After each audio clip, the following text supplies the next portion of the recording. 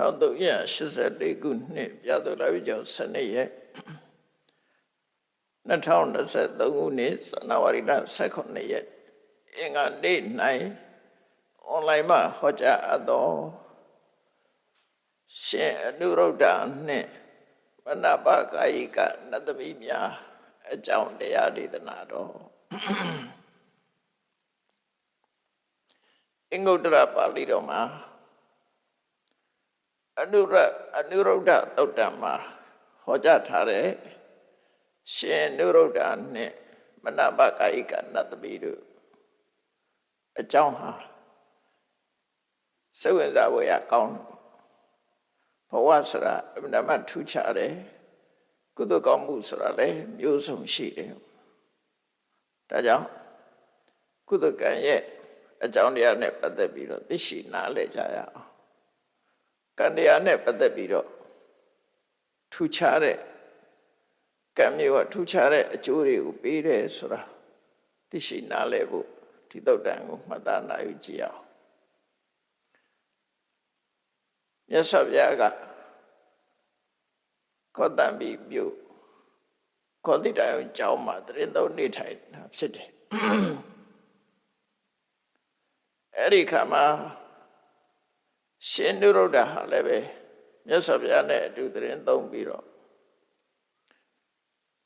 နေတန်ရာဌာနအဖြစ်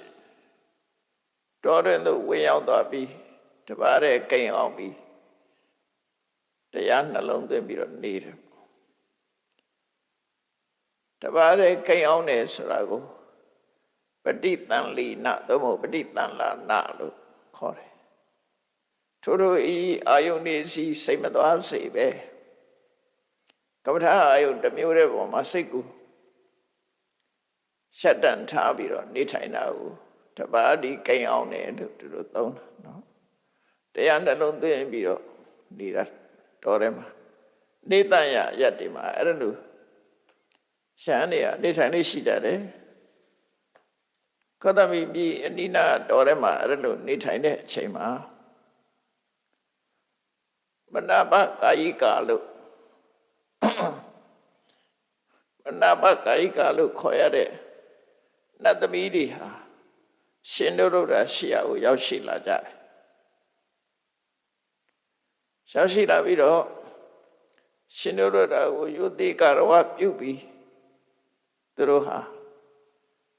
မလှမ်းမကမ်းမှာရပ်ပြီးတော့နေကြတယ်အဲ့တော့နေ့အချိန်ရောက်လာတဲ့နတ်တွေလို့ဆိုမှာပေါ့များသောအားဖြင့်နတ်တွေဆိုတာညမှာလာလေးရှိတယ်လူတန်တိတ်ဆိတ်တဲ့အချိန်မှာလာတာအခုတောဟုတ်တဲ့ဆိုတော့ရှင်နုရုဒ္ဓတပါးတဲ့တောထဲမှာကပ္ပဋ္ဌာန်းနှလုံးသွင်းပြီးနေတဲ့ချိန်မနပိုက်ကဧကဆိုတဲ့နတ်တွေနတ်သမီးတွေရောက်ရှိလာကြပြီးရှင်နုရုဒ္ဓကိုလျှောက်ထားကြတာဖြစ်တယ်အဲ့တော့သူတို့ဘာလို့လာတာလဲမနပကာယိကနတ်ဆိုတာနတ်ပြည်6ထပ်မှာဘယ်ဘုံကနတ်တွေလဲလို့ဆိုတာအထက်ကရာမှာတော့ရှင်းပြထားတယ်ရှင်နုရုဒ္ဓဟာအတိတ်ကာလမှာဘဝတစ်ခုမှာစကြဝဠာမင်းဖြစ်ခဲ့တယ်အဲစကြဝဠာမင်းဖြစ်တဲ့အခါမှာရှင်နုရုဒ္ဓရဲ့အချမ်းအယံဖြစ်ခဲ့မှုတဲ့အမျိုးသမီးတွေကရှင်နုရုဒ္ဓရဲ့ဆုံးမဩဝါဒစကြဝဠာဖြစ်စဉ်ကဆုံးမဩဝါဒပေးတဲ့အတိုင်းလိုက်နာကျင့်သုံးခဲ့ကြလို့သူတို့ဟာအဲ့ဒီနတ်ပြည်ကိုရောက်နေကြတာဖြစ်တယ်အဲ့ဒါကိုခြေဆုတင်လို့လာရောက်ပြီးတွေးဆုံပြီးရှင်နုရုဒ္ဓကိုခြေဆုတင်ကြောင်းခြေဆုတင်တဲ့အနေနဲ့လာရောက်တွေးဆုံကြတာဖြစ်တယ်ပေါ့အဲ့တော့မနပကာယိကနတ်ဆိုတာဘယ်ဘုံကနတ်လဲနတ်ပြည်6ထပ်ထဲမှာမနပကာယိကနတ်ပြည်လို့မရှိဘူးစတုမာရတောရိန္ဒယာမဒုတိတာနိဗ္ဗာန်ရတိပရနိဗ္ဗိဒဝတ္တဝတိလို့နတ်ပြည်6ထပ်ရှိတာအဲ့တော့ဒီမနပကာယိကဆိုတဲ့နတ်တွေကဘယ်ဘုံကနတ်တွေလဲလို့ဆိုရင် နိဗ္ဗာန်ရတ္တိပုံကနတ်တွေတဲ့သတ္တုမာရဆိုတာသတ္တုမာရာဇိကနမင်းကြီး၄ပါးအုပ်ချုပ်တဲ့နတ်ပြည်ကတစ်ခုအဲ့ဒါကိုသတ္တုမဟာရစ်ပုံလို့ခေါ်ကြတယ်ပေါ့သတ္တုမဟာရာဇိကတဝူတဲ့အုပ်ချုပ်တာမဟုတ်ဘူးနမင်းကြီး၄ယောက်အုပ်ချုပ်တယ်အရှိရောက်မှတတရထဆိုတဲ့နမင်းကြီးအုပ်ချုပ်တယ်သူကဘယ်သူတွေအုပ်ချုပ်တုံးဆိုရင်အတိမုတ်ကခုံကျွမ်းကျင်တဲ့ခန္ဓာဗနတ်တွေကိုအုပ်ချုပ်တာသူကခုခေတ်ဆိုရင်တော့အနုပညာနတ်တွေပေါ့တချင်းဆိုရဲကားရဲတီးရဲမှုတ်တယ်ပင်စာတိခါတို့လိုစောင့်တည်တဲ့နတ်တွေ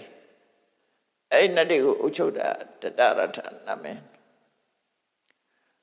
အရှိရမှနေတယ်မြေမုတ်တောင်ရဲ့အရှိရမှသူကနေတာမြေမုတ်တောင်ရဲ့တောင်ဘက်မှာတော့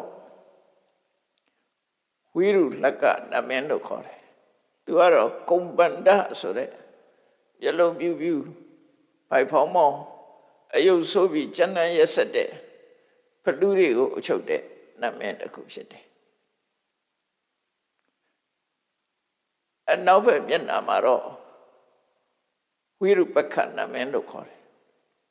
အဲ့ဒီဝိရုပက္ခနမင်းကနဂါးတွေကိုအချုပ်တာနဂါးတွေကိုအချုပ်တဲ့မင်းဖြစ်တယ်မြောက်ဘက်ကျတော့ကုဝေရနမင်းလို့လည်းခေါ်တယ်ဝိတ္တဝဏနမင်းလို့လည်းခေါ်တယ်သူကျတော့ယက္ခဆိုတဲ့ဘလူမျိုးစုံကိုအုပ်ချုပ်တယ်ခုံမနဲ့ယက္ခကမတူဘူးပေါ့ယက္ခကိုတော့ဘလူလို့ပြောပြီးတော့ခုံမကျတော့ခုံပန္ဒကျတော့ခုံပန်းလို့ပဲခေါ်တယ်သူကပို့ပြီးတော့ရက်ဆက်ကြံ့ကြုတ်တဲ့ဘလူတစ်မျိုးပေါ့နော်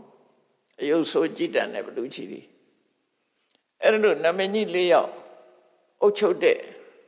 သတ္တုမာရဘုံဟာလူပြေနဲ့ဆက်ပြီးတော့နေတာလူပြေနဲ့ဆက်လို့လူပြေကဘုံမထ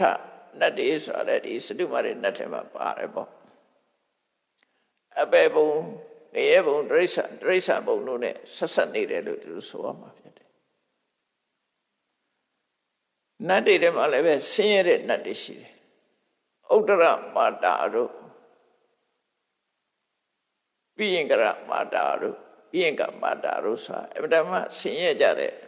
ဘုံမစိုးနတ်တွေပဲပြိတ္တာမျိုးတော့မဟုတ်ဘူးသူတို့ကသတ္တုမာရနတ်ထဲကဘုံမစိုးနတ်ခေါ်တာပေါ့နော်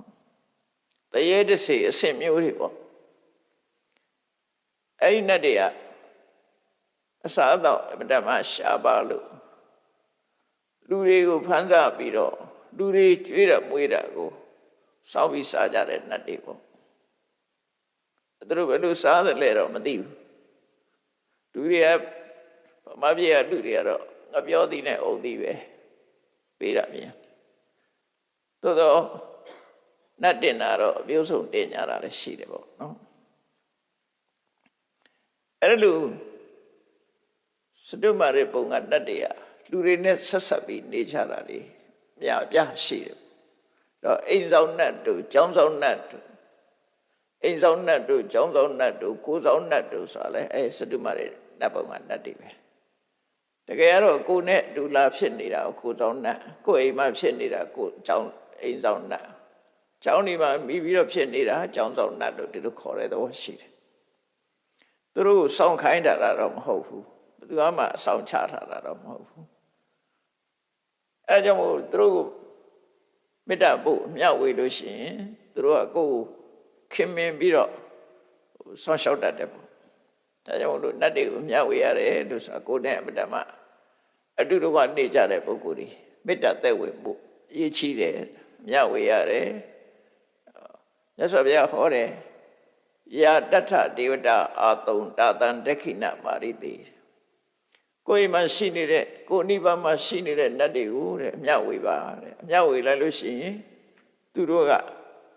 ဝမ်းမြောက်ဝမ်းသာအရုခေါ်ပြီးတော့ကိုယ့်ဘောမှာတဏှာဆောင်ရှောင်မှုတွေပြုလာတယ်လို့ဒါဘုရားဟောထားတဲ့တရားတွေထဲမှာပါတယ်ပေါ့နော်အဲ့တော့ဒါသတ္တုမာရပုံကနတ်တွေကလူတွေနဲ့ဆက်ဆံတခါမြေမှုတောင်ထိပ်မှာအခြေပြုတဲ့ နတ်တွေကြတော့တာဝရိဒနတ်ပြည်လို့ခေါ်တယ်မြတ်မို့တောင်ပေါ်မှာလည်းရှိတယ်ပတ်ဝန်းကျင်မှာလည်းရှိတယ်အဲ့ဒီအနေတဆင့်တက်တဲ့အခါကျတော့ကောင်းကင်ဘုံမှာယက်တည်တဲ့နတ်တွေကတော့ရှားမာနတ်ပြည်လို့ခေါ်တယ်ရှားမာတဲ့ပို့ပြီးတော့အဆင့်မြင့်သွားတဲ့နတ်ပြည်ကြတော့တုတိတနတ်ပြည်ဖရာလောင်းနေထိုင်နေရှိတဲ့နတ်ပြည်ပေါ့အနာရဝိန္ဒထေကြီးကတုတိတဘုံရောက်သွားတယ်ဒိမာရတတိတုတိတနတ်ဘုံရဲ့အထက်မှာရှိတယ်တတန်ပူရှိတဲ့နတ်ပြည်ကြတော့ဒိမာနရတိနတ်ပြည်လို့ခေါ်တယ်ဒိမာနရတိဆိုတာဖန်ဆင်းပြီးတော့မွေ့လျော်တာကိုကြိုက်တဲ့ပုံစံတွေကိုဖန်ဆင်းပြီးတော့အပြောင်းလဲလုပ်လို့သူတို့ကဒါလွယ်တယ်ပေါ့ကိုကြိုက်တဲ့ပုံမှန်တဏ္ဍာနေပြောင်းလဲတယ်ကိုနေတဲ့ဗိမာန်နေတဲ့ကိုစိတ်တိုင်းညချဲလဲမောမှန်တယ်ကိုရုပ်ကိုလည်းပဲအမျိုးစုံပြောင်းလို့ရတယ်လူပြည်မှာလည်းပဲပြောင်းကြပါတယ်မိုက်ကယ်ဂျက်ဆင်ကအသားမဲတဲ့လူကဖြူအောင်ပြောင်းတာအဲ့ဒါမျိုးပေါ့သူတို့ကတော့တကူနဲ့ပြောင်းတယ်လူပြည်ကတော့သွားပြောင်းတယ်လေစေးနဲ့လှုပ်တယ်ခွဲစိတ်ကုသတယ်အနာခံပြီးတော့ပြောင်းကြတယ်အဲ့ဒီတော့ဒီမနာပကာယကနေမနာရတိဆိုတာကိုယ့်ကိုဖန်ဆင်းပြီးစိတ်တိုင်းညဖန်ဆင်းပြီးတော့နေနိုင်တဲ့ဆိုရင်တတရှိတဲ့နတ်တွေလို့ခေါ်တယ်ဝိသခာကြောင်းမကြီးအဲ့ဒီပုံရောက်နေတယ်နော်ဝိသခာကြောင်းမကြီးအဲ့ဒီမှာရောက်အဲ့ဒီမှာရှိနေတယ်ပေါ့ခုအဲ့ဒီနေမနာရတိနတ်ဘုံကိုပဲမနာပကာယကလို့လည်းခေါ်တယ်မနာပဆိုတာကိုကြိုက်တဲ့နှစ်သက်မြတ်နိုးတဲ့ကာယပုံပန်းတဏ္ဍကိုယ့်ရဲ့ body ကိုယ့်ရဲ့ရုပ်ပုံတော်ကိုခုကြိုက်တယ်လို့ပြုပြင်ဖန်တီးလို့ရတဲ့နတ်လို့သူတို့ဆိုလို့တယ်ပုံစံမျိုးမျိုးလုပ်နိုင်တယ်ခြေဆိုင်မျိုးမျိုးနဲ့ထွင်ပြီးတော့ပုံစံမျိုးမျိုးနဲ့နေတာအဲ့ဒီတဲ့နောက်ဆုံး6နံပါတ်နတ်ကြတော့ပရဏိဗိတဝတ္တဝတိလို့ခေါ်တယ်သူကြတော့ကိုယ်တိုင်ဖန်ဆင်းတာမဟုတ်ဘူးသူတော်ဘာတွေဖန်ဆင်းထားတဲ့အပေါ်မှာသွားရောက်ပြောမွေးတာသူများကပြင်ထားရင်သူကအဲ့ဒီမှာသဘောကျပြီးနေတာ။ဘာနဲ့တူလို့ဆိုဥယျာဉ်လေးတွေလှလှပပရှိတဲ့အချိန်မှာလူတွေကသွားပြီးလဲကြတယ်ဥယျာဉ်နဲ့အဲ့ဒါမျိုးပေါ့ပရဏိမိတသူများလှုပ်ထားတဲ့ပုံမှာစိုက်စည်းရင်လှဲ့ကြည့်တယ်ဆိုတာနဲ့သွားတူတယ်နော်ပရဏိမိတဝတ္တဝတိသူများဖန်တီးထားတဲ့ဟာပေါ်ကိုသွားရောက်ပြီးတော့ချီးရှုကြတာလူတွေကတော့အဲ့ဒါတကယ်ပရဏိမိတဝတ္တဝတိပဲထူးထူးဆန်းဆန်းအနုပညာဖန်ဆင်းထားတာတွေကိုသွားရောက်ပြီးတော့ဝိရိယပျော်ပိုက်ကြတယ်ကြည်ကြတယ်ဖန်ဆင်းထားတဲ့အတန်မျိုးမျိုးတွေကိုနားထောင်ကြတယ်အဲ့ဒီသဘောပဲပရဏိမိတဝတ္တအဲ့ပရဏိမိတဝတ္တဝတိမှာမနတ်ဆိုတာအဲ့ဒီမှာရှိတယ်ဒါပေမဲ့သူကဘယင်တော့မဟုတ်ဘူးအကြီးကဲမဟုတ်ဘူးအဲ့ဒီပုံမှာရောက်တော့လေသူကအချင်းစရိုက်ဝါဒနာကသူများကိုနှောက်ယှက်ခြင်းတဲ့ဝါဒနာရှိတယ်တပိုင်းကတော့သူကုသိုလ်ကောင်းမှုလုပ်လို့ရတာတပိုင်းကတော့သူ့ရဲ့ဝါဒနာဖိစအရာသူကအနှောက်ယှက်ပေးခြင်းနဲ့စိတ်ဓာတ်ရှိတယ်သူကတော့ဝတ္တဝတိနတ်မင်းမဟုတ်ဘူးနတ်မင်းကြီးကနားမထောင်တဲ့သဘုံနတ်ပေါ့အဲ့လိုဆိုတယ်နတ်သဘုံအဲ့တော့နတ်ပြည်6ထပ်ရဲ့အနေထားအဲ့လိုရှိတယ်အဲ့ဗနာပကဧကနတ်ဘုံဆိုတာဝိသခာရှိနေတဲ့နိဗ္ဗာန်ရတ္တိဘုံကနတ်သမီးတွေပဲဖြစ်တယ်အဲ့တော့ရှင်နုရုဒ္ဓရဲ့အတိတ်ဘဝမှာစကြဝဠာမင်းဖြစ်တုန်းကရှင်နုရုဒ္ဓရဲ့စကြဝဠာမင်းကဘဝတုန်းကဆုံးမသွန်သင်ခဲ့တဲ့ကုသိုလ်ကောင်းမှုတွေကိုပြုလုပ်ခဲ့ကြလို့အဲ့ဒီနတ်ဘုံရောက်နေတဲ့နတ်သမီးတွေကကျေးဇူးတင်ကြတယ်ကျေးဇူးတင်လို့လာရောက်ပြီးတော့တွေ့ဆုံတာဖြစ်တယ်အဲ့တော့ရှင်နုရုဒ္ဓစီရောက်လာတဲ့အခါမှာရှင်နုရုဒ္ဓကိုလျှောက်ကြတယ်ရှင်ဗျာတဲ့တပည့်တော်တို့ကမနပကာယိကဆိုတဲ့နတ်သမီးတွေဖြစ်ပါတယ်တဲ့တပည့်တော်တို့အချက်3ချက်နဲ့ပတ်သက်ပြီးတော့တပည့်တော်တို့ကကိုယ်စိတ်တိုင်းညဖန်ဆင်းလို့ရပါတယ်တဲ့ချက်3ချက်နဲ့ပတ်သက်တာပါတော့ဆိုသူတို့ကြိုက်တဲ့အသားအရောင်ချက်ချင်းပြောင်းလို့ရတယ်နော်အသားဖြူတာမကြိုက်ဘူးဆိုရင်အသဝါလေးကြိုက်ရင်ပြောင်းသို့မဟုတ်အသားညုတ်လေးဖြစ်ခြင်းနဲ့ချက်ချင်းပြောင်းလို့ရတယ်ကိုကြိုက်တဲ့အသားအရောင်ကိုပြောင်းလို့ရတယ်ချက်ချင်းပြောင်းတာဆေးနဲ့ပြောင်းတာမဟုတ်ဘူးနော် စိတ်နဲ့ပဲပြောင်းတာသူကကိုကြိုက်တဲ့ပုံစံလေးတော်တော်ဟုတ်တာပဲလူတွေကြတော့ဆေးရဲ့အကူအညီပါသေးတာအသားပြူတဲ့လူကအမဲရောင်ဝှချင်လို့ရှိရင်အမဲရောင်စားလို့အဝတ်ကိုဝတ်ထားလို့ရှိရင်တော့ဒါသားမဲတဲ့ပုံစံပေါက်သွားမိတ်ကလည်းအမျိုးစုံထွင်းထားတာလေနှခမ်းဤစိုးစေးဆိုတာလဲနှခမ်းပြစိုးစေးလည်းရှိတာပဲအနီးရလည်းမဟုတ်ဘူးကြိုက်တဲ့ဟာကိုလုပ်လို့ရအဲ့တော့ဒီနတ်သမီးတွေကတော့သူတို့ကြိုက်တဲ့အသားအရောင်ကိုသူတို့ချက်ချင်းပြောင်းလို့ရတယ်တဲ့ဒါတစ်ခုနောက်တစ်ခါသူတို့ကြိုက်တဲ့အတန်ဒါတော့အသုံးဝင်တာပဲနော်သူတို့ကြိုက်ရင်အတန်မျိုးစုံသူတို့ကြိုက်တဲ့အတန်ကိုချက်ချင်းပြောင်းလို့ရတယ်အတန်မျိုးစုံပြောင်းလို့ရတယ်နောက်တစ်ခုကတော့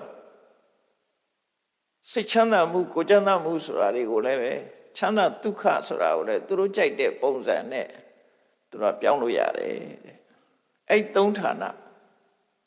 ကြိုက်တဲ့အသားအရောင်ကြိုက်တဲ့အတန်ကြိုက်တဲ့အနေအထားအဲ့ဒါကိုချက်ချင်းကြီးသူတို့ပြောင်းလဲလို့ရနိုင်ပါတယ်လို့ရှင်တို့တို့ကိုရှောက်တဲ့အခါကျအဲ့ပေါ်မှာသူတို့ကလုပ်လို့ရတယ်လို့ရှောက်တော့ရှင်တို့တို့ကသူတို့လျှောက်တဲ့စကားကိုနားထောင်ရင်ပါဇက်ကတော့မပြောဘူးသူတို့ပြောတာနားထောင်နေပြီးတော့အဲ့လိုလုံးနိုင်တဲ့လို့ပြောတာနဲ့ရှင်သာရိပုတ္တရာကစဉ်းစားလိုက်တယ်သူတို့လာတဲ့အချိန်တော့ဘယ်လိုအယောင်နေနဲ့လာတယ်တော့မသိဘူးရှင်တို့ကအေးဒီလိုဆိုလို့ရှိရင်သူတို့ဟာအတညိုလေးတွေဝတ်ထားတဲ့အဝတ်တွေကလည်းအညိုရောင်ဝမ်းဆက်ဖြစ်အောင်ဝတ်ထားတဲ့ဝတ်ကလည်းအညိုရောင်ဆင်းထားတဲ့တစားတွေကလည်းအညိုရောင်အကုန်လုံးအညိုရောင်လေးဖြစ်ရင်ကောင်းမှာပဲလို့စဉ်းစားလိုက်တဲ့အခါအလုံးဟာအညိုရောင်ကြီးပြောင်းသွားတယ်နီလာဆိုတဲ့စကားလုံးကိုမြန်မာလို့အညိုလို့ပြန်မိမယ်လို့အင်္ဂလိပ်ကျတော့ blue လို့ပြန်တယ်အပြာရောင်ဖြစ်တယ်နော် blue လို့ပြန်အမှန်တော့နီလာဆိုတာအယောင်ရင့်အရာမျိုးဆိုလို့လေပေါ့သူကတခါတလေကျတော့စိမ့်ညိုရှိတယ်ဝါညိုရှိတယ်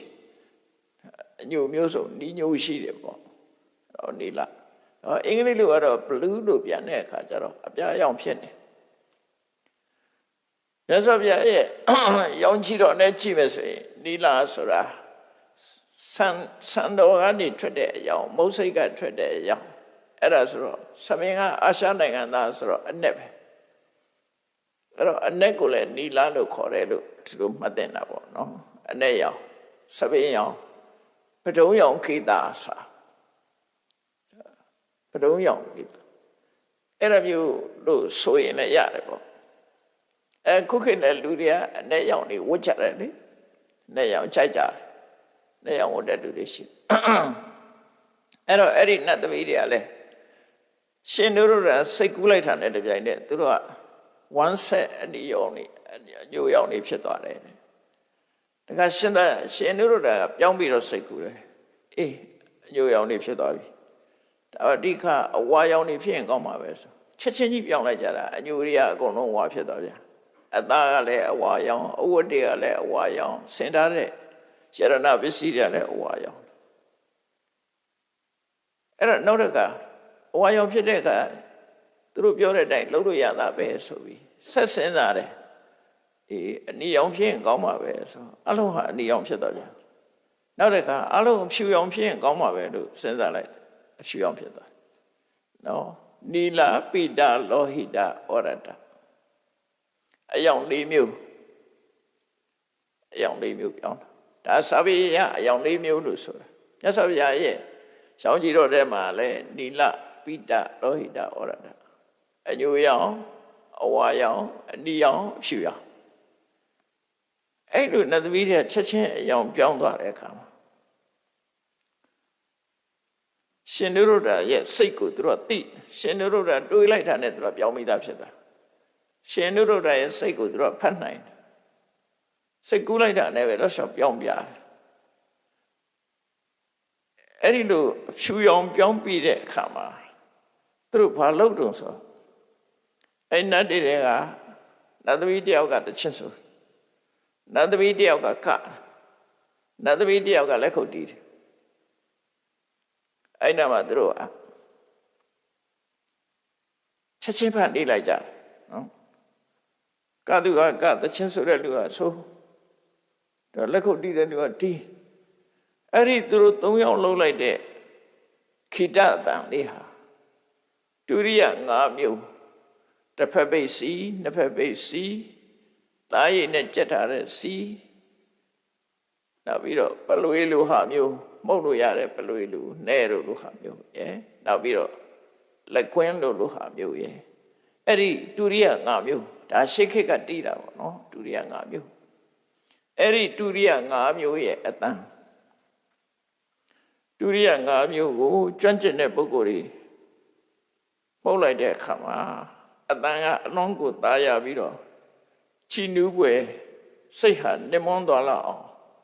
ရှင်မွန်းသွားလောက်အောင်အတန်တွေကဗတ္တမကောင်းတယ်သူတို့ကနေတော့သူတို့ခန္ဓာကိုယ်မှာဝတ်ဆင်ထားတဲ့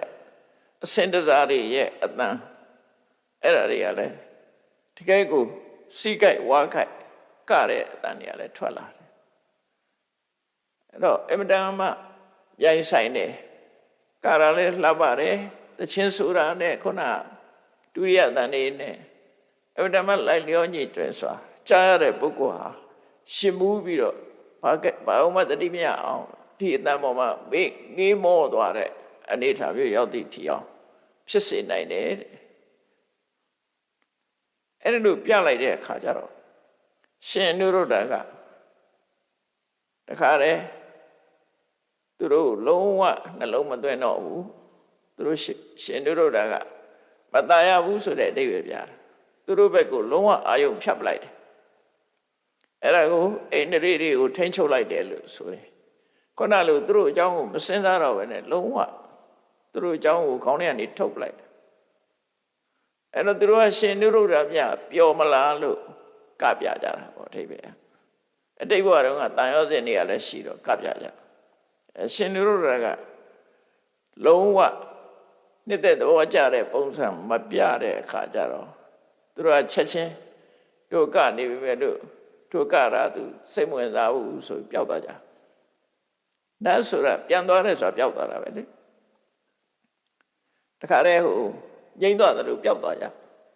မြင်ခွင့်ကနေအကုန်လုံးပျောက်သွားကြပြန်သွားကြတယ်ပေါ့အဲ့ဒါရှင်နုရုဒ္ဓ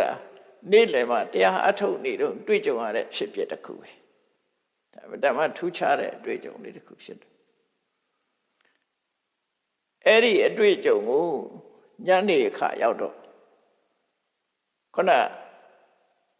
နေတရဌာနမှာတရားနှလုံးသွင်းတဲ့အချိန်ကုန်ဆုံးလို့အဲ့ဒီနေရာကထွက်ခွာပြီးတော့မြတ်စွာဘုရားစီသွားတယ်သွားပြီးတော့မြတ်စွာဘုရားကိုကာရဝပြုရှ िख ိုးချပြီးတနေရာမှာထိုင်ပြီးတော့ရှင်နုရုဒ္ဓကမြတ်စွာဘုရားကိုလျှောက်တာဘာလျှောက်တော့ဆိုအခုသူ့ရဲ့တွေ့ကြုံလေးလျှောက်တာနေ့လေတော့အခုလိုပဲနတ်သမီးတွေရောက်လာတဲ့အကြောင်းသူတို့လျှောက်တဲ့စကားရှင်နုရုဒ္ဓတွေးတာတွေနတ်သမီးတွေပြန်သွားတာတွေအဲ့ဒါတွေအကုန်လုံးသူ့ရဲ့အတွေ့အကြုံအကုန်လုံးမြတ်စွာဘုရားကိုလျှောက်တာလျှောက်ပြီးတဲ့အခါကျတော့မေကွန်လေးတစ်ခုမေးတာအဲ့တော့ဒါထူးခြားတဲ့အတွေ့အကြုံတစ်ခုလို့ပြောမှာပေါ့နော်လူပြည့်လာတဲ့နတ်တွေထဲမှာနေ့လေလာတာလဲထူးခြားတယ်နေ့လေလာပြီးတော့အမျိုးစုံလုတ်ပြသွားတာလဲထူးခြားတယ်လို့ပြောအောင်နတ်တွေဆိုတာဟိုအထက်နတ်ဘုံကနတ်တွေကလူပြည့်ကိုသိပြီးတော့နေ့ခင်းမှာလာလေးမရှိကြဘူး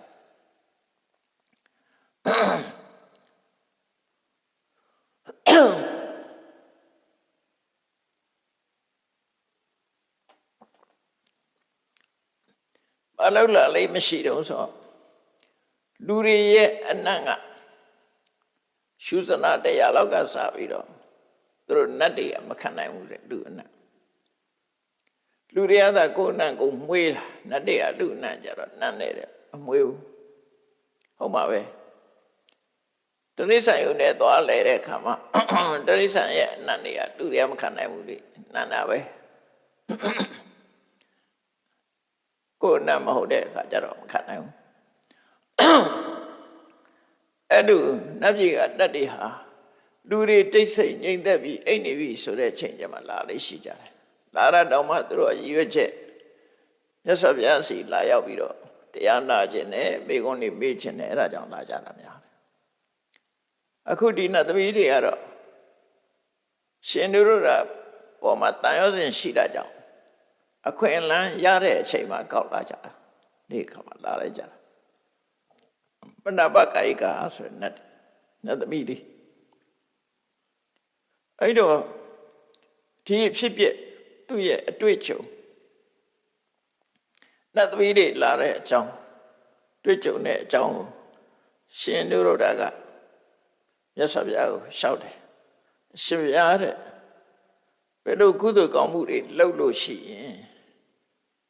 ဘယ်လိုကုသိုလ်ကောင်းမှုတွေလုပ်လို့ရှိရင်အဲ့ဒီမနဘကာယကနတ်ဆိုတာကိုဖြစ်နိုင်ပါလေဒါဒီမိကုံကတော့မနဘကာယကနတ်ဖြစ်ဖို့အတွက်ကုသိုလ်ကောင်းမှုသိချင်အကြောင်းတရားကိုသိချင်ဘယ်ရမဖြစ်တခုဖြစ်လာရင်အကြောင်းဆိုတာရှိတယ်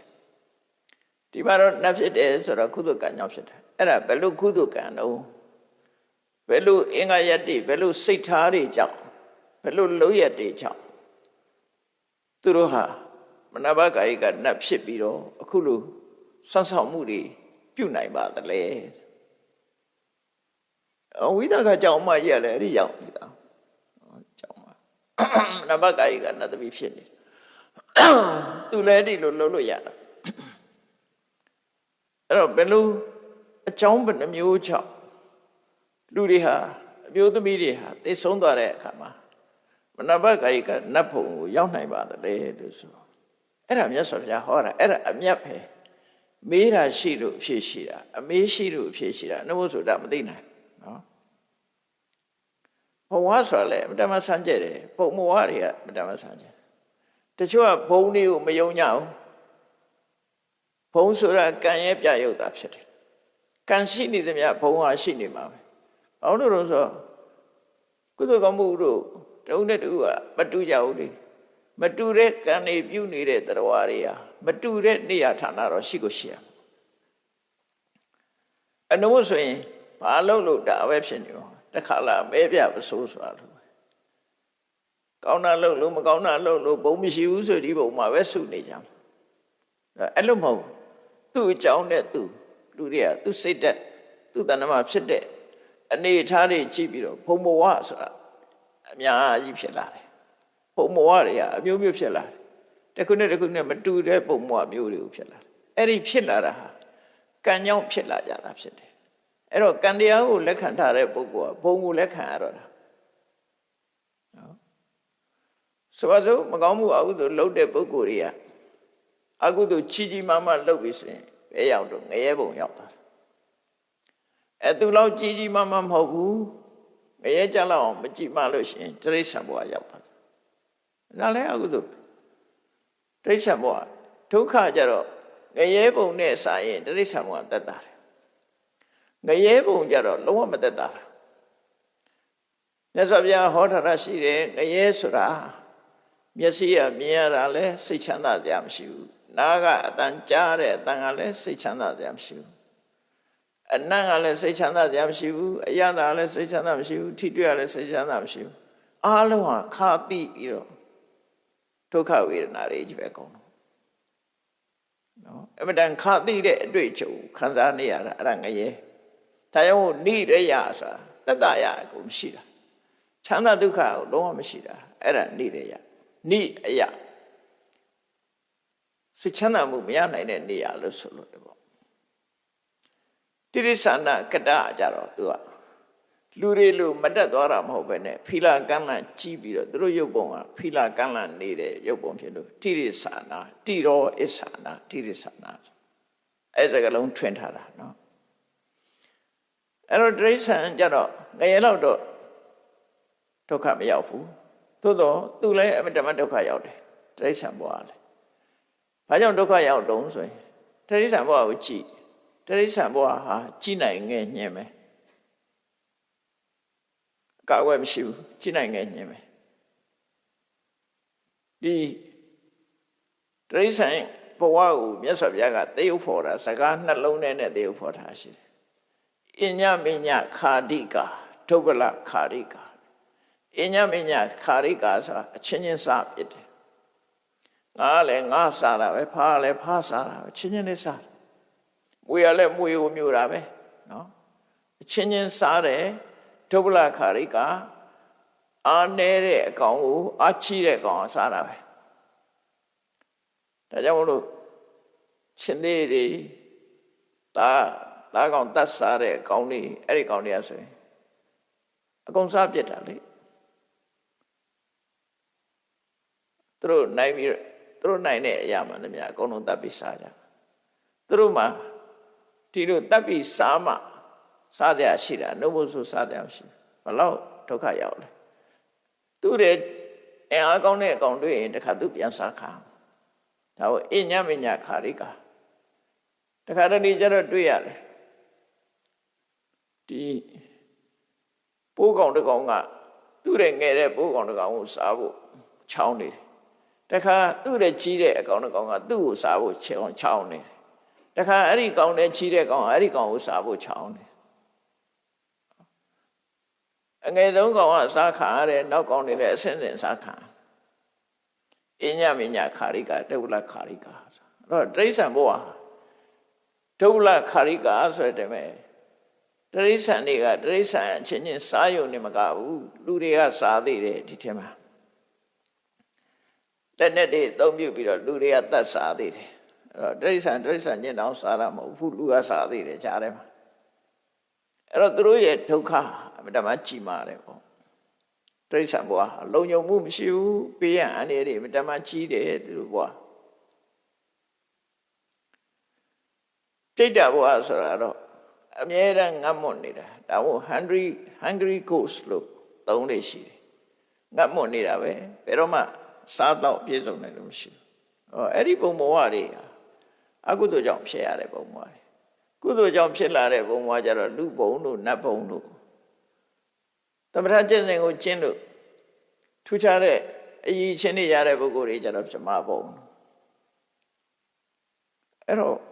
အမျိုးစုံပဲကိုလုတ်တဲ့ကံရဲ့အတိုင်းအတာအရာလူတွေဟာကောင်းတဲ့သူတွေကိုရောက်ကြအဲ့တော့ဒီမှာရှင်နုရုဒ္ဓမေးတာအရှင်ဘုရားတဲ့အမျိုးသမီးတယောက်ဟာဘယ်လိုကုသိုလ်ကောင်းမှုတွေကြောင့်မနာပကာယိကဘုံရောက်ရတာပါလဲဘာတွေလှုပ်လို့ရောက်တာတော့ဆိုတော့မြတ်စွာဘုရားဟောတယ်နုရုဒ္ဓတဲ့အမျိုးသမီးတယောက်ဟာဒီအချက်၈ချက်လိုက်နာပြီးတော့နေထိုင်တဲ့အမျိုးသမီးဟာဒီအချက်၈ချက်ကိုတသွေးမတိန်လိုက်နာပြီးတော့ကျင့်သုံးသည့်အတွက်သူဟာဒီဘုံကိုရောက်တာလို့တော့အဲ့ဒါစိတ်ဝင်စားစရာကောင်းတယ်အဲ့မှာနော်အချက်၈ချက်ကသီလလည်းပါတယ်ဒါနလည်းပါတယ်တာမန်ဘဝမှာမိသားစုဘဝမှာလောက်ကင်တာတွေလည်းပါနေတယ်အဲ့ဒါစိတ်ဝင်စားစရာကောင်းတယ်ကုသိုလ်ကောင်းမှုရှိလို့ဖြစ်တာကြီးပဲမဟုတ်ဘူးအဲ့တော့သတိထားစရာကစိနဲ့ကန်းနဲ့မိသားစုတာဝန်ချေလောဘနဲ့မဟုတ်ဘူးဒေါသနဲ့မဟုတ်ဘူးဝတ္တရားခြေပြုံစွာနေလို့ရှိရင်လည်းပဲဒါကုသိုလ်ရတယ်ဆိုတဲ့အဓိပ္ပာယ်ပေါ်တယ်နော်ဝတ္တရားခြေဖို့လို့တယ်ပေါ့အိမ်မှာနေပြီမဲ့လို့ဝတ္တရားခြေပြီးတော့မေတ္တာနဲ့နေတာဟာကုသိုလ်ရတယ်လို့သူတို့ဆိုလို့တဲ့အဓိပ္ပာယ်အဲ့တော့ရှင်မျိုးကိုတစ်ခုစီခွဲပြတဲ့အခါကျတော့ဘာလို့ဆိုနံပါတ်1ကမျိုးသမီးတယောက်ကိုသူ့ရဲ့မိဘတွေကနေပြီးတော့အိမ်တော်ရဲ့သားချပေးတယ်ပေါ့နော်အိမ်တော်ရဲ့သားကြတဲ့အမျိုးသမီးတွေအတွက်ကြီးပဲပြောမျိုးသမီးမိဘတွေကကောင်းကျိုးချမ်းသာဖြစ်ဖို့မျှော်လင့်ချက်နဲ့ကိုယ့်ရဲ့သမီးကိုအိမ်တော်ရဲ့သားချပေးလိုက်တယ်တဲ့အဲ့လိုအိမ်တော်ရဲ့သားချပေးတဲ့အမျိုးသမီးဟာ ကိုယ့်ရဲ့အိမ်တောင်ဘက်ပေါ်မှာဝတ္တရားခြေပြုံမှုရှိတယ်ဝတ္တရားခြေပြုံစွာနေထိုင်တယ်ဒါတစ်ချက်နော်ဝတ္တရားခြေပြုံတာအဲ့ဒါဝတ္တရားခြေပြုံတာနဲ့တည်းပဲဒါကုသိုလ်ရနေတဲ့သဘောရှိတယ်ကိုလိုရမယ့်ဝတ္တရားကိုခြေပြုံလုပ်ပြီးတော့မေတ္တာနဲ့နေထိုင်တယ်တဲ့နောက်တစ်ခုကဘာလို့ဆိုရင်မိမိရဲ့အိမ်တောင်ဘက်ကကရုကရောဖြူပြီးတော့လေးစားရတဲ့အမေတို့အဖေတို့ဆိုရောက်ခမပေါ့လေခုခေတ်ပြောမယ်ဆိုရင်အိမ်တောင်ဘက်ရဲ့မိဘတွေသူကိုးကွယ်တဲ့ဘာသာအဲ့ဒီအရာပေါ်မှာသူကတလေးတစားကိုတရားခြေပြုံစွာဆောင်ရွက်ပေးတယ်ဒါတစ်ခုဒါဒုတိယမြောက်ကုသိုလ်တယ်ဒါကိုလူတွေကကုသိုလ်စင်နဲ့တော့မထည့်ပါဘူးတရားတွေကနော်ကိုတရားခြေပြုံစွာဆောင်ရွက်တယ်နံပါတ်3ကအိမ်မှုလုပ်ငန်းနဲ့ပတ်သက်လာတဲ့အခါမှာသူဟာလှုပ်တတ်တယ်၊ကိုင်တတ်တယ်၊ချက်တတ်တယ်၊ပြုတ်တတ်တယ်အလုံးအတွက်စီမံခန့်ခွဲချက်ပြုတ်မပြင်းမကြီးအိမ်မှုကိစ္စတွေကိုလုပ်တယ်တဲ့ပြောမှဆိုရင်ဒါလည်းကုသိုလ်တစ်ခုပဲကြွလားဒါဆိုကုသိုလ်လို့မထင်ကြဘူးလေဒါသူလုံးဝမဲ့ဝတ္တရားတွေကိုသူချေချေပြင်းပြင်းလုပ်တယ်ပေါ့နောက်တစ်ခုကဘာတော့အိမ်မှာကိုယ့်အိမ်မှာဝိုင်းကူပြီးတော့လုပ်တဲ့အိမ်ကခိုင်းနေတဲ့ပုဂ္ဂိုလ်တွေအလုပ်သမားတွေရှိတယ်သူတို့ကိုအုပ်ချုပ်တဲ့အခါမှာတဲ့လုပ်ရင်လုပ်သလိုမလုပ်ရင်မလုပ်သလိုခွဲခြားသိတယ်အလုပ်ကြိုးစားရင်ကြိုးစားသလိုအလုပ်မကြိုးစားဘူးဆိုရင်မကြိုးစားတဲ့အတိုင်းတာခွဲခြားပြီးတော့သူတို့ကိုပေးတဲ့ကံတယ်မလုပ်တဲ့လူစုပေးတတ်မေးပေါ့လုပ်တဲ့လူပို့ပြီးတော့ခရုစိုက်ပေးတယ်နေမကောင်းထိုင်မသာရှိလာလို့ရှိရင်နေမကောင်းထိုင်မသာရှိလို့ရှိရင်သူ့ဆေးဝါးကုသပေးတယ်ပေါ့ကိုယ့်အိမ်ကလူတွေကိုနော်နေမကောင်းထိုင်မသာရှိလို့ရှိရင်လည်းခွင့်ရက်တွေပေးပြီးတော့ညတာမှုထားတယ်ပေါ့သူနဲ့တန်နဲ့လှုပ်ဖက်လှုပ်ပြီးတော့ညတာမှုတွေပြုတယ်နောက်အိမ်မှာစားစရာတောက်စရာရှိရင်လည်းညီလူညီမျှခွဲဝေပြီးတော့ပေးတယ်ဒါနဲ့ဒါကိုလည်းကုသိုလ်လို့ပြောတာဒါနတ်သမီးဖြစ်ဖို့ရအတွက်ဒါတွေကလည်းကုသိုလ်တွေဖြစ်နေဒါတွေကိုလည်းရိုးရအလုပ်လို့ဆိုပြီးတော့ကုသိုလ်လို့တော့မထင်ကြဘူးဒါလည်းကုသိုလ်ပဲတဲ့နောက်နံပါတ်5ကတော့ကိုယ့်ရဲ့အိမ်သားကအပြင်းမသွားပြီးအလုပ်လုပ်ပြီးရှာဝေးလာခဲ့တဲ့ငွေကြေးတနဥစ္စာပစ္စည်းတွေကိုမခိုးမဝဲမထိမ့်မချံမသုံးမဖြုံးမဲကိုယ်အိမ်အောင်ပဲမသိအောင်တိတ်တိတ်ပုံခိုးဝှက်တာတို့သုံးဖြုံးတာတို့မလုပ်ဖဲနဲ့သူဟာသေးသေးချာချာစနစ်တကျစီမံခန့်ခွဲပြီးတော့တိမ်သားလုံးအတွက်အသုံးပြုတယ်ရှားလာတဲ့ပစ္စည်းထိမ့်သိမ်းဆောက်ရှောက်တယ်ပေါ့ဒါအောင်ဆိုလို့တယ်စီးတဲ့ရေခံတဲ့ကတဲ့ဆိုလို့ပေါ့စီးလာတဲ့ရေတွေကိုပျောက်ပြက်မသွားအောင်တမန်နဲ့စီးပေးထားတယ်ပေါ့ကတဲ့နဲ့စီးပေးထားတယ်လဲထဲမှာရေသွင်းတာအဲ့ဒါလို့ရှားလာတဲ့ပစ္စည်းကိုပျောက်ပြက်မှုမရှိအောင်သူကစီမံဆောင်ရွက်ပေးတယ်အဲ့ဒီ5ချက်ကကြည့်လိုက်မယ်ဆိုရင်ဒါအိမ်အောင်ပဲစနီးတဲ့များလိုက်နာကျင့်သုံးရတဲ့တာဝန်ဝတ္တရားပဲဒါသူရဲ့တာဝန်ဝတ္တရားကိုသူခြေပြောင်းလုပ်တယ်လို့သူဆိုလို့တယ်ပေါ့အဲ့ဒီတာဝန်ဝတ္တရားခြေပြောင်းခြင်းဟာထူးခြားတဲ့ကုသိုလ်ကြီးမဟုတ်တော့လည်းပဲဒါကုသိုလ်ပဲအပြစ်ကင်းပြီးတော့အများပေါ်မှာမြတ်တာမေတ္တာထားပြီးတော့လှုပ်တာဖြစ်လို့မေတ္တာနဲ့လှုပ်တာဖြစ်လို့ဒါလည်းကုသိုလ်ပဲလို့သူဆိုလို့တယ်ဒီ5ချက်ကဒါရိုးရ5ချက်ပဲဖြစ်တယ်နောက်ထပ်နံပါတ်6ကျတော့မနာဘကာယကနတ်သမီးဖြစ်ဖို့ဒါကြတော့ဘာသာရေးဘက်ကဆက်နွယ်လာပြန်တယ်နော် ဖះကိုကိုးကွယ်တယ်တရားကိုကိုးကွယ်တယ်သံဃာကိုကိုးကွယ်တယ်ဗုဒ္ဓံတရဏံကိစ္ဆာမိဓမ္မံတရဏံကိစ္ဆာမိသံဃံတရဏံကိစ္ဆာမိရှရဏသုံးပါးကိုကိုးကွယ်စိတ်ကပ်သူဖြစ်တယ်အဲ့ဒါဆိုရင်တော့ဘာသာကြားရဘယ်လိုလုပ်လဲ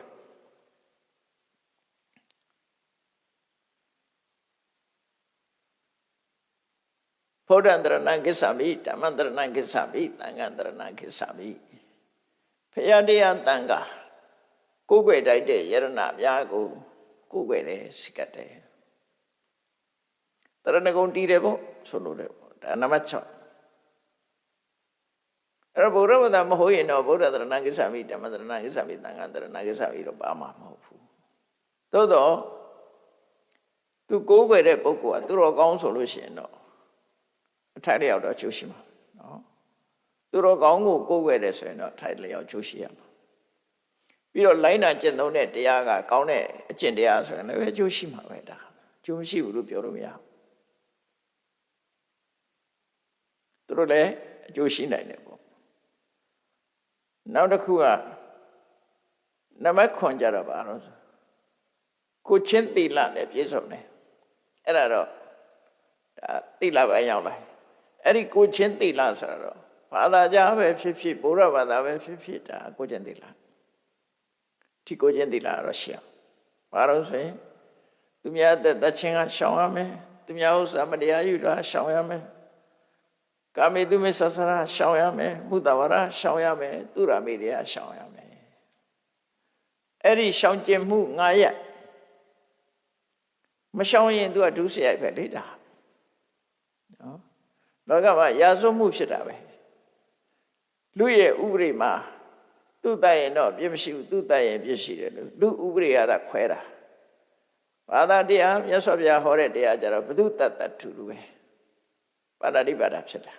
နော်သို့တော့အတိုင်းတာချင်းတော့မထူတတ်ဘူးပေါ့သူတော်ကောင်းတတ်တာနဲ့တိယုံမတတ်တာနဲ့မတူဘူးပေါ့အဲ့လိုတော့ကြွယ်ပြချနာမှုတွေရှိတယ်တာမန်ပုဂ္ဂိုလ်တယောက်တတ်တာနဲ့ကိုယ်အမိဖေတတ်တာနဲ့မတူတာမန်ပုထုဇဉ်တယောက်တတ်တာနဲ့ယဟန္တာပုဂ္ဂိုလ်တတ်တာနဲ့မတူပြန်ကိုချင်းသီလရှိတဲ့ပုဂ္ဂိုလ်တတ်တာနဲ့ကိုချင်းတရားမရှိတဲ့ပုဂ္ဂိုလ်တတ်တာမတူပြန်မတူတာပါမတူတာတော့ဆိုအကျိုးပေးတာမတူတာပြောတာပို့ပြီးတော့အပြစ်ချီးတယ်အသက်ခံရတဲ့ပုဂ္ဂိုလ်ကကိုချင်းတရားကောင်းလေလေအရေးချင်းရှိလေလေတတ်တဲ့ပုဂ္ဂိုလ်မှာပို့ပြီးတော့ပြစ်ချီးလေတယ်ဒါကတော့သဘာဝကြပါတယ်သဘာဝကြပါအလုံးတူတယ်ဆိုတော့သဘာဝမကြဘူးပေါ့နော်အဲ့တော့ဘယ်တတဝါကိုမှမတတ်ဘူးရှောင်တယ်သူများပစ္စည်းကိုဘယ်တော့မှမပေးပဲနဲ့သူများပစ္စည်းကိုလိမ်ယူတာညာယူတာခိုးယူတာတခုမှမလုပ်ဘူးရှောင်တယ်ကာမေတုမိစ္ဆာစာရနော်ကိုယ်နဲ့တရားဝင်လက်ထပ်ထားတဲ့ပုဂ္ဂိုလ်မဟုတ်တဲ့ပုံမှာသွားပြီးတော့ဆက်ဆံမှုလုပ်တာမရှိဘူးရှောင်တယ်ဘုဒ္ဓဝါဒသူတစ်ပါးအကျိုးပြက်ပြားသွားအောင်လိမ်ပြီးလှည့်ပြပြောတာမျိုးမရှိဘူးရှောင်တယ်အယက်သေးစမူရစေဝတောက်စားတာမရှိဘူးရှောင်တယ်ဒီရှောင်ကျင်မှု9ရက်5ပါးသီလအဲ့ဒီ5ပါးသီလရှောင်တဲ့ကုသိုလ်ကနမခွန်နော်နမရှိကြတော့ဘာလို့ဆိုရေရောတဲ့သူအိမ်မှာနေတဲ့အချိန်မှာဘသူ့ပေါ်မှာပဲဖြစ်ဖြစ် generosity လို့ခေါ်တယ်ပေါ့နော် generosity အလုံးပေါ်မှာမြတ်မြတ်တတာ share တတ်တယ်ဘသူပဲဖြစ်ဖြစ်ကျွေးခြင်းနဲ့မွေးခြင်းနဲ့ပေးခြင်းနဲ့စိတ်ရှိတယ်အလုံးပေါ်မှာမြတ်မြတ်တတာစွန့်လွတ်တယ်အဲ့ဒီစိတ်ဓာတ်ကတော့အလုံးမမြတ်တဲ့စိတ်ဓာတ်ပေါ့ကိုယ်သာသုံးမယ်ဆိုတဲ့မစ္စရိယတရားကင်းပြီးတော့အလုံးအတွက်ခွဲဝေပေးနိုင်တဲ့စိတ်ဓာတ်မျိုးဒါကိုစာခဝတိစွန့်လွတ်မှုရှိတယ်လို့သူဆိုလို့တယ်စွန့်လွတ်တယ်ဆိုတော့ဘာလို့ဆိုရင်ကိုယ်အတွက်တောင်မှစွန့်လွတ်တာကိုယ်စားမဲ့ဟာတောင်သူများကိုပေးတယ်ဆိုတာဒါစွန့်လွတ်တာခေါ်တယ်အဲ့ဒီလိုစွန့်လွတ်မှုပေါ့စားစရာတောက်စရာနဲ့ပတ်သက်ပြီးတော့အဲ့လိုစွန့်လွတ်ပြီးဝိကတမလမစ္စေရိနာစေတသာအခါရံအစ္ဆဝတ္တိမစ္စရိယစိတ်ကင်းပြီးတော့အိမ်မှာနေတာအိမ်မှာနေတဲ့အချိန်မှာမစ္စရိယတရားများနေလို့ရှင်ဒါတော့မထိနဲ့ဒ ဒါငါဟာဒါသူ့ဟာနဲ့ဆိုပြီးတော့ခွဲထားမကန့်ရဘူးနော်တချို့မှာကိုကြိုက်တာကိုယ့် special ချက်ထားတယ်မကြွေးဘူးကြံတဲ့လူတွေဒါငါအတွက် special အဲ့လိုဟာမျိုးရှိသေးတယ်လေအဲ့လိုမလုပ်ဘူးအလုံးအတွက်တူတူပဲစားတာတူတူပဲစင်တန်တူတူထားတယ်အဲ့ဒါဝိကတမလမစ္စေရိနာစေတတာအာကာရဣဇဝတ္တိအိမ်မှာနေတဲ့အခါမှာစားရတောက်တာခွဲခြားပြီးတော့မလုပ်ဘူးအကုန်တူတူထားတယ်မုဒ္ဒစာကာနှမျောတာမလုပ်ဘူးနော်တွေ့တာမှုမထားဘဲနဲ့လွတ်ကြီးစွန့်လွတ်တယ်ပေးတယ်ကမ်းတယ်စိတ်ကအတွေ့စိတ်မပါဘူးလို့ဆိုပယတပါဠိဒါကတော့တင်စားပြီးတော့ပြောတာဆေးကြောပြီးတော့လက်ရှိသူဖြစ်တယ်ဆေးကြောပြီးတော့လက်ရှိသူဆိုတာအပေကံ helping hand ကိုပြောတာနော် keeping hand လို့ပြောကြပြော helping hand သူများကိုပေးထက်ကိုင်းတတ်တယ်သူ့လက်ကဘယ်တော့မှပြန်ပြီးတော့ပြန်ကုတ်တာမရှိဘူးသူများစီကယူရလက်မဟုတ်ဘူးပေးတယ်လက်ဘယ်သူပဲဖြစ်ပေးဖို့သူကဆင်နေမယ်အဲ့ဒါရောက်လာလို့ရှိရင်ပေးမယ်ကြွေးမယ်သူကနှမျောနေတာမလုပ်ဘူးအဲ့လိုပေးဖို့ရအစင်းသင်းဖြစ်နေတဲ့လက်ကိုစေးကြောပြီးတော့လက်ရှိသူလို့ဒီလိုတင်စားသုံးတာသူများအသက်ကိုရဲဆက်ဆက်တတ်တတ်တဲ့လူကြတော့ပိတ်လောဟိတပါဏိတဲ့သွေးစွန်သောလက်ရှိသူအဲ့ဒီလိုသုံးတာနော်သွေးပေသည်ဖြစ်စေမပေသည်ဖြစ်စေသူများတတ်ရင်ဒါသွေးစွန်သောလက်ပဲဒီကလည်းဆေးသည်ဖြစ်စေမဆေးသည်ဖြစ်စေသူများကိုပေးတဲ့ကမ်းတယ်ဆိုတဲ့လူဟာပယတပါဏိစေကြောပြီးတော့လက်ရှိသူဖြူစင်တဲ့လက်ရှိသူတန်ရှင်းသောလက်ရှိသူလို့ဒီလိုတည်းပဲရအင်္ဂလိပ်သုံးမှာ helping hand ဆိုတာနဲ့တူတူပါပဲအဲ့ဒါမျိုးခုညီတတ်တဲ့လက်ရှိအဲ့လက်ရှိသူပုဂ္ဂိုလ်ဖြစ်တယ်တဲ့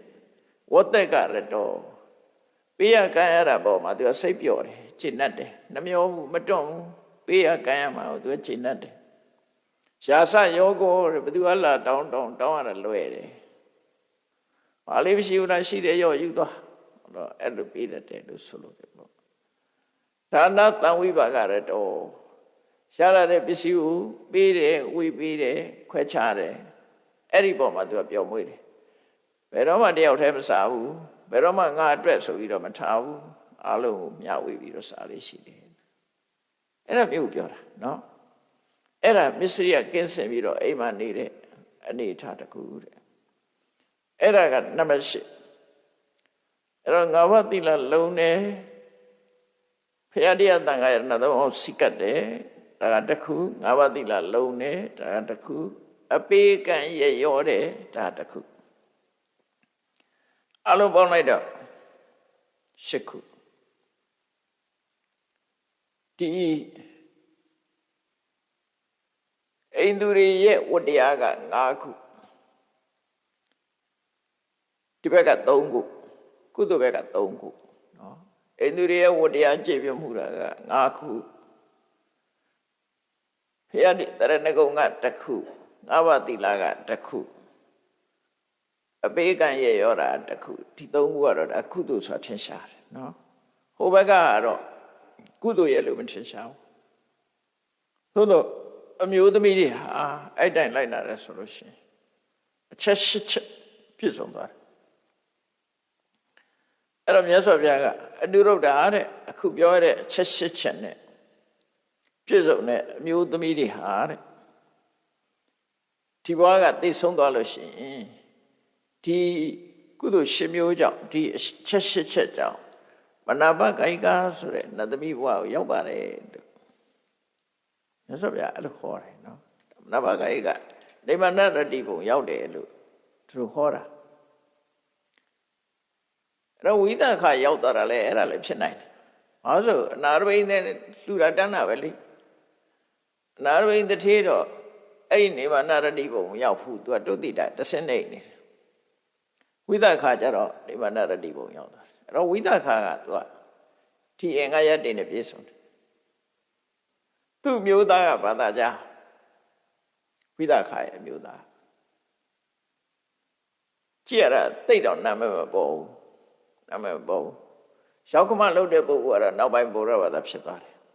စောစောပိုင်းကတော့ဘုရားတရားကိုယ်ဝယ်လို့မဟုတ်ဘူးသူကမိခါရသူတို့မျိုးရောကမိခဆိုတာပါတယ်အများအားဝိသခာရဲ့ဟိုတဲ့ရောက်ခမဘက်ကနာမည်တွေကမိခဆိုတဲ့စကားလုံးပါတယ်တော်တော်များများတော့ဝိသခါတော့ကဒီချက်တွေနဲ့ပြည့်စုံလို့သူဟာမနဘကာယိကာဆိုတဲ့နိဗ္ဗာန်ရတ္တိဘုံရောက်ပုံရတယ်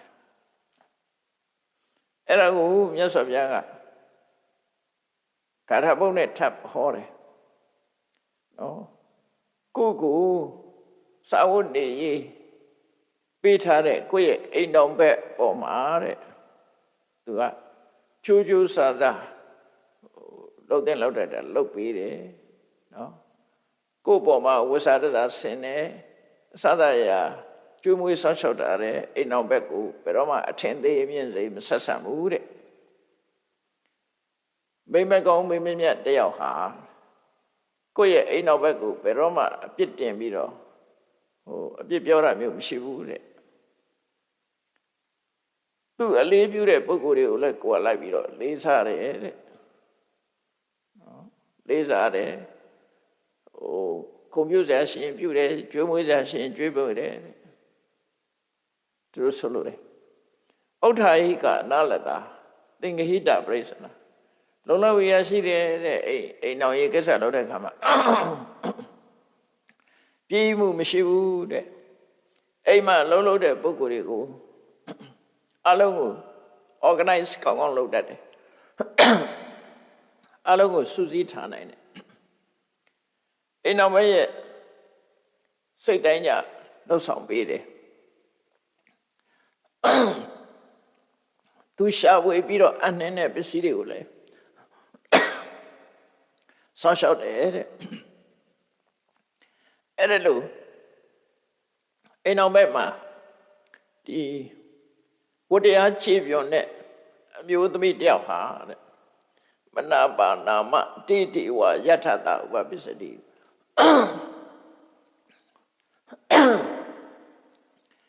အဲ့ဒါလို့ဝတ္တရားခြေပြောနဲ့ကုသကမှုတွေကိုပြုလို့သည့်အတွက်ကြောင့်သူဟာအနာပဆိုတဲ့အနာပကာယိကဆိုတဲ့နတ်ဘုံကိုဖြစ်နိုင်တယ်လို့မြတ်စွာဘုရားဒီလိုဟောတာအဲ့တော့ဒီသုတ္တန်လေးကရိုးရိုးရှင်းရှင်းလေးပါတန်တရားထဲမှာအိဋ္ဌညတဲ့အခါမှာဘဝမှာတူနဲ့တူပေါင်းသင်းဆက်ဆံတဲ့အခါမှာကိုတရားချီးပြမှုဟာလည်းပဲဒါမေတ္တာနဲ့ပေါင်းသင်းဆက်ဆံလို့ရှိရင်မေတ္တာမပြတ်နေကြလို့ရှိရင်ဒါကုသိုလ်ရနေတယ်ဆိုတာကြောင့်အထက်ကရတစောင်းမှာအမှန်တမဲ့ဖတ်ရင်တွေ့တာလေးကပါတော့ဆိုရင်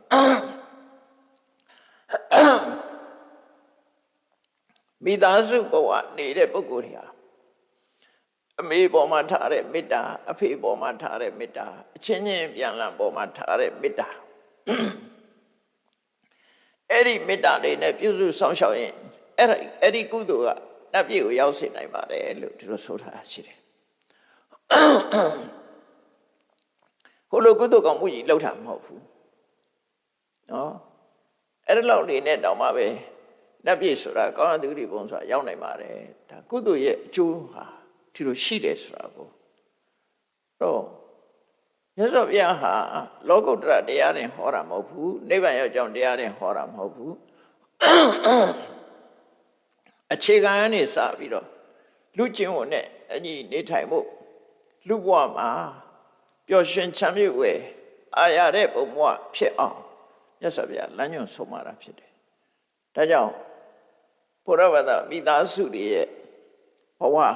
ဘုရားရဲ့ဆုံးမတိုင်းနေထိုင်ကြမယ်ဆိုလို့ရှိရင်တာယာတဲ့ဘဝမျိုးတာယာမှုအစဉ်ပြေမှုကိုအကြောင်းပြုပြီးတော့ကုသိုလ်ကောင်းမှုတွေကိုတိုးတက်လုပ်မယ်ဆိုရင်ထိတဲ့တိုးတက်လာတဲ့ကုသိုလ်ကြောင့်တိုးတက်လာတဲ့အခြေအနေမျိုးတွေကိုရနိုင်တယ်နောက်ဆုံးမှာနိဗ္ဗာန်မျက်မှောက်ပြုဖို့ကြိုးစားရင်လည်းပဲဒီအနေတဆင့်တက်ပြီးနိဗ္ဗာန်ထီအောင်သူ့အဆင့်လိုက်ရရှိသွားနိုင်တယ်လို့အဲ့တော့ကုသိုလ်ကံဆိုတာဟာအလူကြီးတန်းကြီးပေးတာမျိုးတွေတောင်မှမဟုတ်ဖ ೇನೆ ဘဝမှာတူမေတ္တာတူမှာလို့ဆိုတဲ့အတိုင်း အပြန်လန်းဆောင်ရမယ့်ဝတ္တရားတွေနဲ့နေထိုင်သွားရင်တော့မှပဲကောင်းရသူဒီဘုံရောက်နိုင်တယ်ဆိုတာမတ္တနာယူပြီးတော့အကောင်းဆုံးဖြစ်အောင်ဘဝမှာကြိုးစားအထောက်နိုင်ကြပါစေကုန်သတည်း